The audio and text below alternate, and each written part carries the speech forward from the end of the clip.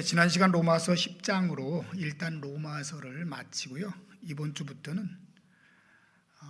예수로 구원받은 우리 성도들, 그 다음 우리의 삶, 그 본분, 그에 따르는 문제에 대해 공부하기 위해 고린도전서로 들어갑니다.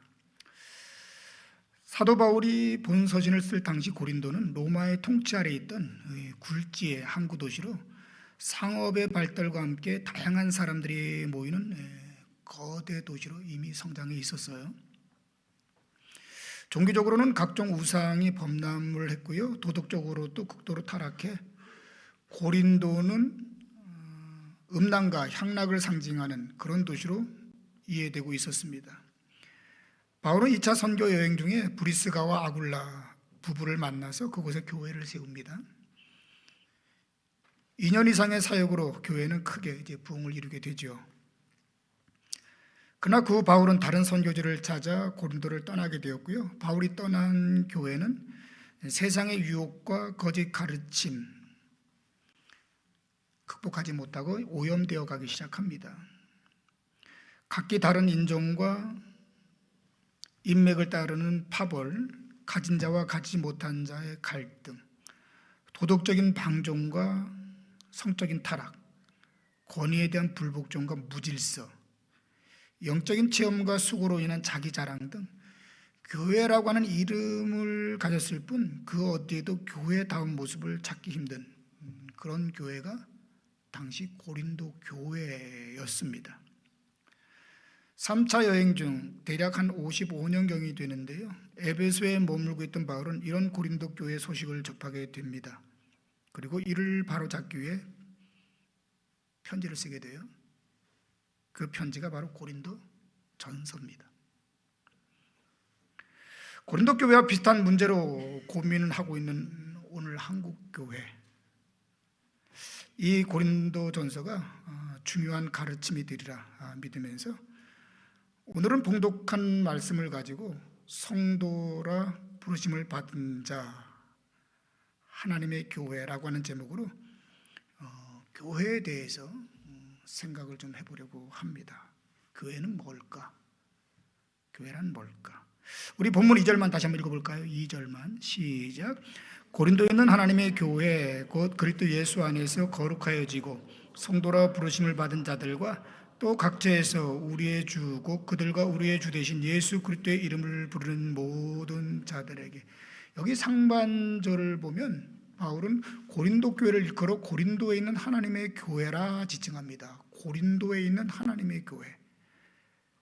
우리 일산 밝은 교회를 예로 들자면 식사동에 있는 하나님의 교회라 말하는 것과 같은 의미죠. 여기에서 강조된 내용은 딱 두 가지입니다. 하나는 교회의 소재, 즉 교회는 그 지역에 사는 사람들로 구성된 지역교회라는 것이고요. 또 하나는요, 교회의 주인, 즉 그 주권은 오직 누구에게? 하나님께만 있다라는 겁니다. 오직 교회의 주인은 하나님이야.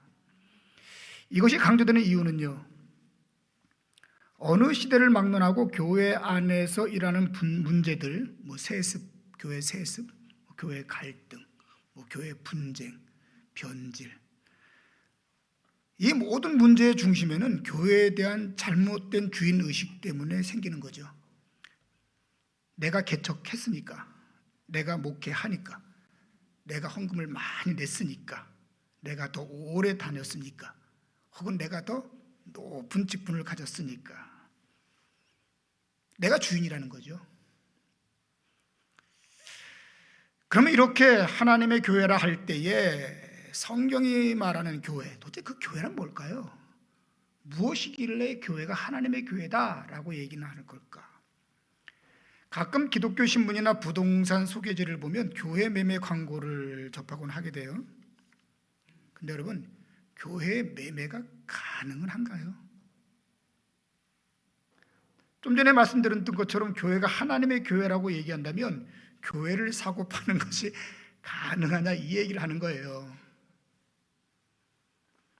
따라서 사실 오늘 세상에서 일어나는 교회 매매는 정확하게 말하면 예배를 드리는 예배 장소, 예배당 이렇게 말하는 게 맞을 거예요. 엄밀히 그건 교회가 아니란 뜻입니다. 그렇다면 성경에서 말하는 교회는 뭘까? 우리 다시 본문 2절 말씀 보십시다. 그리고 특별히 빨간색으로 소개되는 구절을 좀 더 유심히 들여다봤으면 좋겠습니다. 2절 말씀입니다. 시작. 고린도에 있는 하나님의 교회 곧 그리스도 예수 안에서 거룩하여지고 성도라 부르심을 받은 자들과 또 각자에서 우리의 주 곧 그들과 우리의 주 대신 예수 그리스도의 이름을 부르는 모든 자들에게. 여기 빨갛게 칠해진 두 곳이 있지요. 뭐죠? 받은 자들 또 모든 자들. 고린도에 있는 하나님의 교회 곧 받은 자들 모든 자들.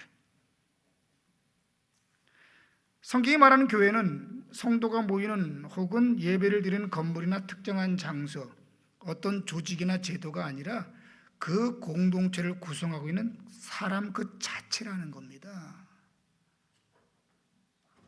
사람이 교회라는 얘기라는 거예요. 지금 교회는 사람이다. 사람이 교회다. 사도행전 20장 28절을 보면 바울이 에베소를 떠나며 장로들에게 다음같이 당부하는 내용이 나와요. 들어보세요. 여러분은 자기를 위하여 또는 온 양떼를 위하여 삼가라. 성령이 그들 가운데 여러분을 감독자로 삼고 하나님이 자기 피로 사신 교회를 보살피게 하셨느니라. 하나님이 자기 피로 사신 교회를 보살피라라고 권하면서 그 교회를 무엇과 동일시하고 있죠? 따라서 양떼. 즉 공동체를 구성하고 있는 영혼들이 교회라고 얘기를 하고 있는 거예요. 그렇다면 우리가 흔히 말하는 교회의 부흥이나 교회의 성장은 뭐가 교회의 부흥이고 뭐가 교회의 성장이에요? 건물을 키우고 재정을 늘리고 조직을 강화하는 이런 것이 아니라 철저하게 우리 사람에 관한 거란 뜻이죠. 그렇다면 어떤 사람을 말하는 걸까요? 교회가 사람이라면 어떤 사람? 다시 2절로 가서 상반절에 나오는 말씀 따라서 한번 해볼래요? 그리스도 예수 안에서 거룩하여진 자들.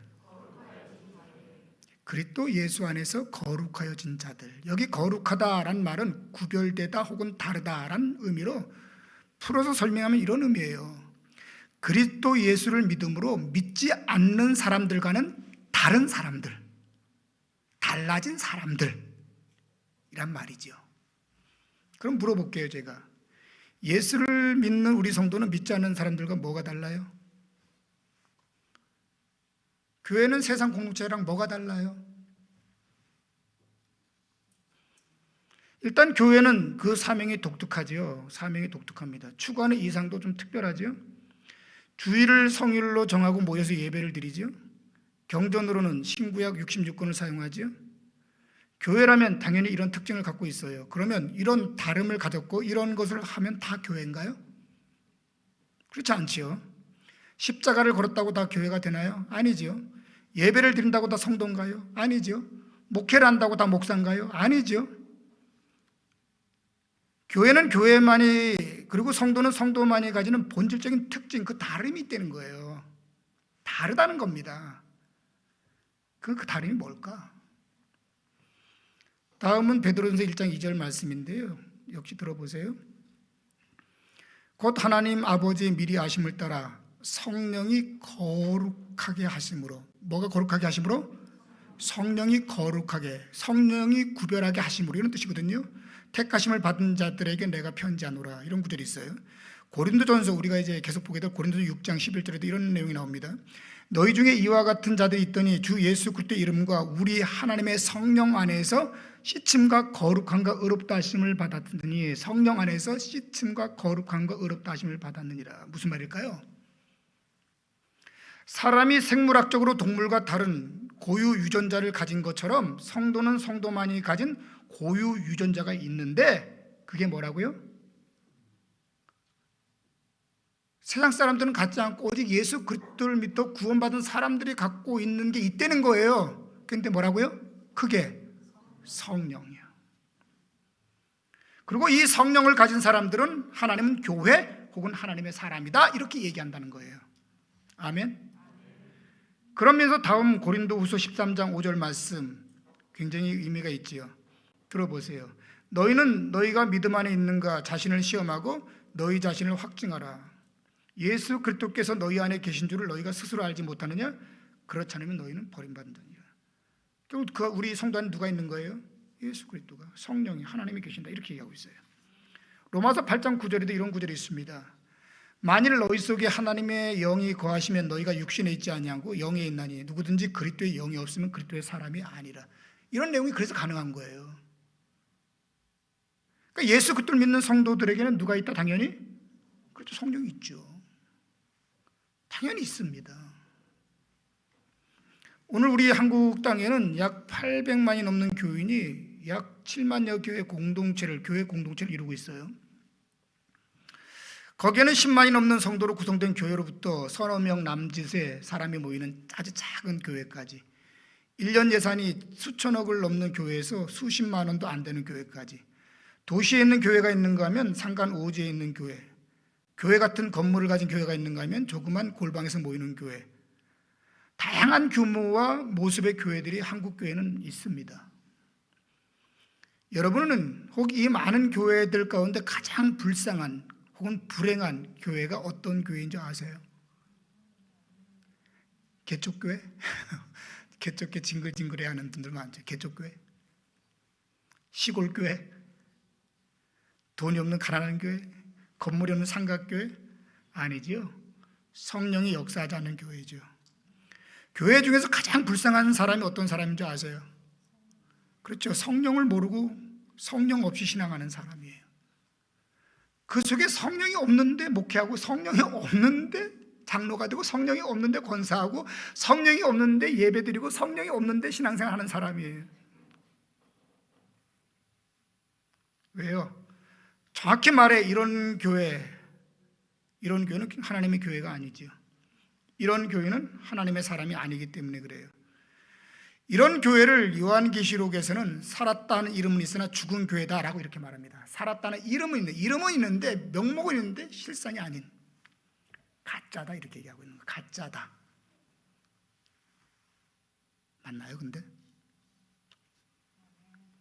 다음 사도행전 말씀도 한번 들어보세요. 8장 14절로 16절입니다.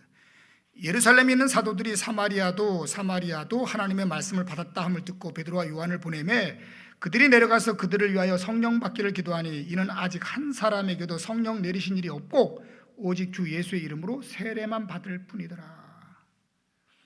소개한 내용은 사마리아 교회에 관한 이야기로, 이 사마리아 교회는 빌립의 전도로 세워진 교회입니다. 사마리아에도 교회가 세워졌다라고 하는 소식을 들은 예루살렘 교회는 그 진위를 확인하고자 베드로와 요한을 파송하죠. 그러나 결과는요, 교회인데 누구도 아직 성령 받은 적이 없는, 한마디로 하나님이 없는 교회였던 거예요. 하나님 없는 교회. 그냥 요한의 세례만 받은 교회. 그리고 교회에 익숙해서 그냥 교회 생활한 교회. 그리고 세월이 지나가다 보니까 교회 일하면서 직분 받은 교회. 그게 사마리아 교회였던 거죠. 오늘 많은 교회에 그리고 성도에 문제가 있다면 바로 이것입니다. 다 있어요. 근데 뭐가 없어요? 다 있는데 성령이 없어요. 우습잖아요 여러분. 목사도 있고 예배도 있고 조직도 있고 열심도 있고 뭐 기타 행사 다 해요. 그냥 교회 가는 건. 근데 누가 없다? 하나님이 없어요. 하나님이 없다니까요. 그러다가 나중에 세상 떠나서 하나님 앞에 서면 어떻게 되죠? 그때는요. 이런 이야기를 지금 사도 바울은 망가져 있는 고린도 교회를 향하여 교회가 뭔지를 지금 짚어내고 있는 거예요. 왜 교회가 문제가 되느냐? 하나님 없는 사람이 목회하니까, 하나님 없는 사람이 교회를 이루고 있으니까 교회가 문제가 될 수밖에 없죠. 세상에 무너질 수밖에 없는 거예요. 이런 면에서 우리는 에베소 교인들에게 했던 너희가 믿을 때에 성령을 받았느냐라는 이 바울의 질문을 다시 한번 되짚어 볼 필요가 있습니다. 너희가 믿었을 때 성령 받았느냐? 다시 2절로 돌아가 중반절을 보면 교회의 또 다른 특징이 소개되는데요. 역시 한번 따라서 해볼까요? 따라서 해봅시다. 성도라, 부르심을 받은 자들. 이게 교회라는 거 아니에요, 그죠? 여기 성도라 번역된 단어의 사전적 의미는 거룩한 사람들이란 말이고요, 성경적 의미는요, 하나님을 위해 존재하는 사람들이란 뜻입니다. 성도, 하나님을 위해 존재하는 사람들, 이게 교회라고 얘기하고 있거든요. 무슨 말이냐? 성경에 나오는 어떤 말이든 그 앞에 성, 거룩할 성자가 접두어로 붙게 되면 그것은 다 그 존재의 목적은 오직 누구에게? 그렇죠, 하나님께만 두는 거예요. 예를 들어서 성일, 성직, 성전, 성구, 성물, 성미, 다 누구를 위한 거죠? 이거 성자가 붙으면 다 하나님을 목적해요. 다 하나님을. 다음은 구약 창세기 2장 3절 말씀인데 들어보세요. 하나님이 이제 온 우주 만물을 창조하신 다음에 하셨던 말씀이죠. 하나님이 그 일곱째 날을 복되게 하사 거룩하게 하셨으니, 어떻게 하셨더니? 거룩하게, 구별했다는 뜻이에요. 이는 하나님이 그날에 안식하셨습니다. 그래서 구약 이스라엘 백성들에게 이 안식일이 뭐가 되죠? 성일이 된 거예요. 하나님을 위한 날이 된 거라고요. 그러면 다시 본문으로 돌아가 여기 성도라 부르심을 입은 자, 즉 교회란 뭐다? 하나님의 목적을 위해 하나님의 부름을 받은, 즉 소명을 받은 사람들, 이게 교회다, 이렇게 얘기하는 거예요. 그러면 우리 일산 밝은 교회를 비롯해 이 땅에 있는 모든 교회 성도 한 사람 한 사람은 누구를 목적으로? 아니, 세상 사람이라면 그냥 그렇게 하면 되는데, 내가 하나님의 사람 성도라고 얘기한다면, 성도라면 누구를 목적하며 사는 사람들? 그렇죠, 하나님을 목적하는 사람들이죠. 그래서 로마서 4장 18절에서는 이런 말씀이 나오는 겁니다. 우리 중에, 성도를 얘기하죠, 우리 중에 누구든지 자기를 위하여 사는 자가 없고 자기를 위하여 죽는 자도 없도다. 진짜? 우리 중에 누구든지 자기를 위하여 사는 자가 없고 자기를 위하여 죽는 자가 없도다. 우리가 살아도 주를 위하여 살고 죽어도 주를 위하여 죽나니 그러므로 사나 죽으나 우리가 주의 것이로다. 이렇게 나오는 거예요. 이게 성도라고요. 이게 교회라니까요. 이것만 제대로 알아도요, 인생은 바뀌죠. 왜 돈을 벌어야 되는지, 어떤 목적을 가지고 자식을 키워야 되는지, 왜 사업을 해야 되는지, 왜 내가 직분을 맡아서 목회해야 되는지, 인생의 방향이 다 바뀌는 거예요, 이거 하나로. 근데 이걸 모르니까 교회가 엉망진창이 되는 거죠. 자기가 주인 노릇하는 거예요. 그냥 자기 목적을 위해서 목회하는 거고, 먹고 살자고 일하는 거고, 다 그런 거죠. 이해를 위해 주님의 비유 하나를 소개해 드리겠어요. 여러분도 잘 아는 누가복음 12장에 나오는 어리석은 부자의 비유인데, 뭐 다 아니까 제가 빠르게 읽어볼게요. 또 비유로 그들에게 말하 이르되, 한 부자가 그 밭에 소출이 풍성하며 심중에 생각하여 이르되, 내가 곡식 쌓아둘 곳이 없으니 어찌할까 하고, 또 이르되, 내가 이렇게 하리라. 내 곡간을 헐고 더 크게 짓고 내 모든 곡식과 물건을 거기 쌓아두리라. 또 내가 내 영혼에게 이르되, 영혼아, 여러 해 쓸 물건을 많이 쌓아두었으니 평안히 쉬고 먹고 마시고 즐거워하자 하리라 하되, 하나님은 이르시되, 어리석은 자여, 오늘 밤에 내 영혼을 도로 찾으리니 그러면 내 준비한 것이 누구의 것이 되겠느냐 하셨으니, 자기를 위하여 재물을 쌓아두고 하나님에 대하여 부여하지 못한 자가 이와 같으니라. 내용 안에는 비유에 등장하는 부자를 향하여 하나님이 뭐라고 말해요? 어리석은 자여라고 말을 합니다. 어리석은 자, 부자인데 미래를 위하여 재테크를 진짜 잘하고 있는데, 매해마다 대박치고 있는데, 하나님은 이 부자를 향하여 어리석은 자여 이렇게 말합니다. 이 어리석다라고 하는 아프론이라는 단어는 정신이 없는 자, 생각이 없는 자, 한마디로 바보란 뜻입니다. 이 멍충아 이렇게 부르는 거예요. 왜 하나님은 이 부자를 바보라고 했을까요? 국가에 부름받는 것 귀하지요. 또 한 직장에 부름받는 것도 귀하고요, 한 조직에 부름받는 것 귀합니다. 거기엔 다 뭐가 있어요? 부름의 목적이 있지요. 그런데 이 모든 것을 넘어 하나님의 부름을 받고도 그 부름의 목적을 망각하고 있는 거예요. 그러니까 멍청한 교회죠. 그러니까 멍청한 성도고 멍청한 목사지요. 불렀는데 하나님의 부름의 목적을 모르고 있는 거예요. 그러니까 지 목적대로 사는 거예요. 지 원하는 대로 살아가는 거예요. 그러니까 바보죠. 그러고 나면요, 하나님 앞에서 뭐가 되는 거죠? 뭐가 되긴 뭐가 돼요. 그냥 아무것도 아니죠. 그 nothing이죠, nothing. 독일의 철학자 니체는 그의 유고인 권력의지에서 허무주의는 인생의 가치를, 인생의 목표를 잃어버리는 것이요, 왜라는 물음에 대한 답을 잃어버리는 거다, 이렇게 말합니다. 인생의 목표 상실, 의미 상실, 가치 상실, 이것이야말로 우리 인간에게는 가장 큰 비극이자 정말 어리석은 일이다 라고 말을 하는 거죠. 이러면서 1차적으로 여러분의 인생의 목표는 있습니까? 앞으로 내가 살아간다면 삶의 목표. 보통 우리의 인생, 우리의 신앙을 마라톤 경기라고 표현을 종종 하거든요. 여러분, 마라톤 경주자가 어디로 달려야 되는지 목적지를 모르고 달린다면 그거 되나요? 경기자가 경기를 하는데 내가 그 경기를 목적한 바를 모르고 그냥 뛰면 되는 건가요? 오늘 너무나 많은 사람들이 인생을 그렇게 살잖아요. 그냥 오늘 하루하루, 내일이 없잖아요. 뭔가 비전과 꿈이 없잖아요. 더 나가서 세상 사람들도 이렇게 어리석다라고 얘기한다면 하나님의 부름받은 하나님의 사람들이 하나님의 인생의 부름의 목적 없이도 성도가 되나요? 교회 꼴이 돼요? 목회는 목회가 되나요? 애들 교육은 교육이 되는 건가요? 될 수가 없죠. 그래서 우리 자신에게도 물어보는 겁니다. 나는 오늘 하나님의 성도로서 하나님의 부름의 목표, 목적은 있나? 있긴 뭐 있습니까? 그냥 살아가는 거죠. 하나님, 그런 거 자꾸 짜증나니까 물어보지 마시고 그냥 그날 열심히 예배드리고 헌금 드릴 때 헌금 드리고 봉사할 때 봉사배 드릴 테니까 그것으로 퉁칩시다. 그래 되는 건가요, 이게? 다시 2절로 돌아가 하반절에 나오는 다음 말씀 우리 같이 한번 읽어보십시다.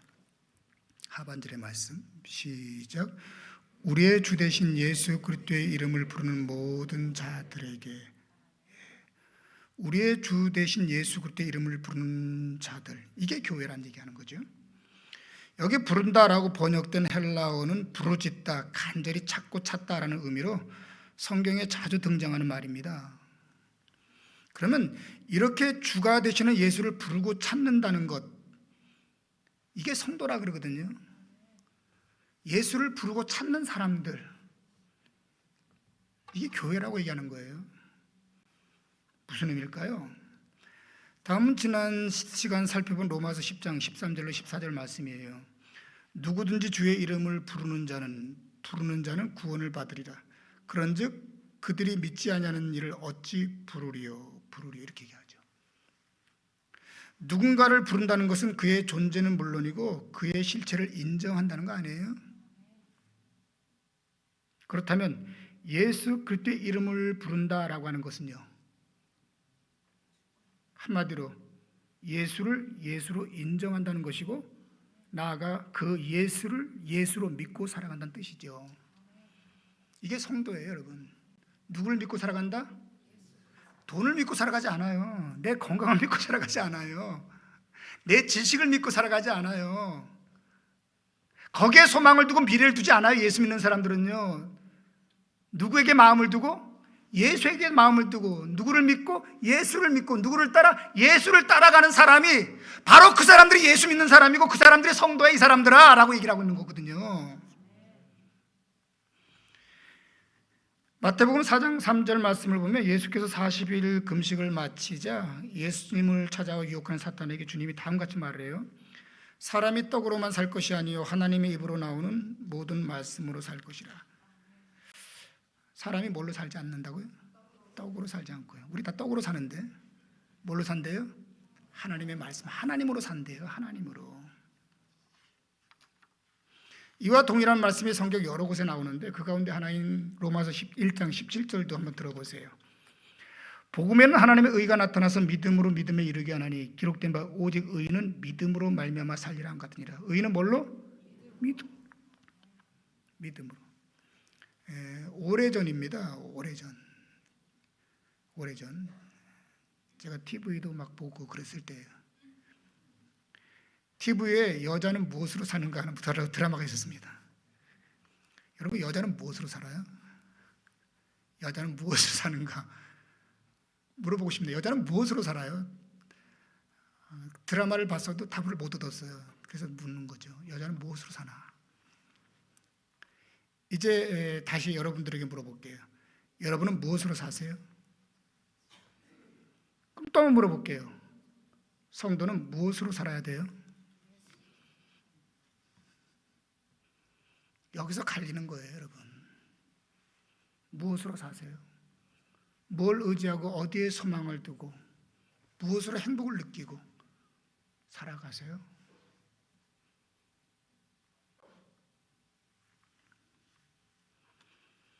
이해를 위해 사도행전에 나오는 베드로 이야기 하나 소개하면서 오늘 말씀을 정리할게요.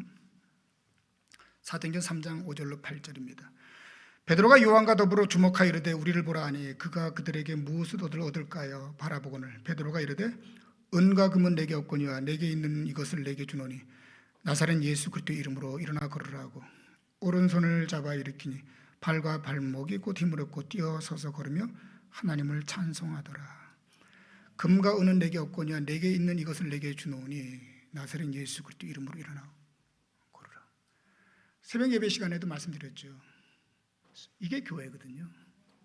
이게 성도거든요. 이게 목회라고요. 이게 하나님의 일이라고요. 그러면 제가 그런 예를 잠깐 들었죠. 중세 때 토마스 아퀴나스가 뭐라 그랬다고요? 초대교회에는 금과 은은 없어도 나사렛 예수가 있었는데 오늘날은 금과 은은 차고 넘치는데 예수가 없다고. 집에 돈, 은행 잔고는 가득 차고 일들은 많은데 예수가 없어요. 오늘 예수 믿는 우리 성도님들, 예수를 고백하는 성도님에게 묻습니다. 예수가 있나요? 내 미래에 예수가 있고 내 직장에 예수가 있고 내 아이 양육에 예수가 있고 내 꿈에 예수가 있고 오늘 살아가는 삶에 예수가 있나요?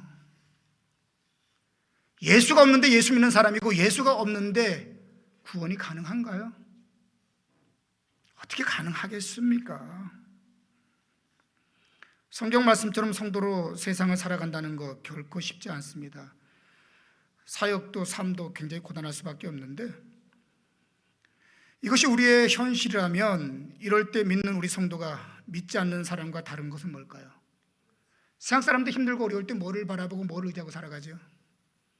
그렇다면 우리 자신에게도 물어보는 겁니다. 예수 믿는 성도로서 나는 뭘 바라고 오늘도 살아가고 있나? 그분이 우리의 복음인 예수이기를 축원합니다. 예수여야만 돼요. 오직 예수여야만 된단 말입니다. 그럴 때 하나님이 우리 성도에게 허락하시고 약속하신 축복이 있는데 본문 3절입니다. 읽고 마무리하십시다. 3절 시작. 하나님 우리 아버지와 주 예수 그리스도로부터 은혜와 평강이 있기를 원하노라. 제가 다시 한번 읽을게요. 하나님 우리 아버지와 주 예수 그리스도로부터 은혜와 평강이 있기를 원하노라. 아멘. 기도하십시다.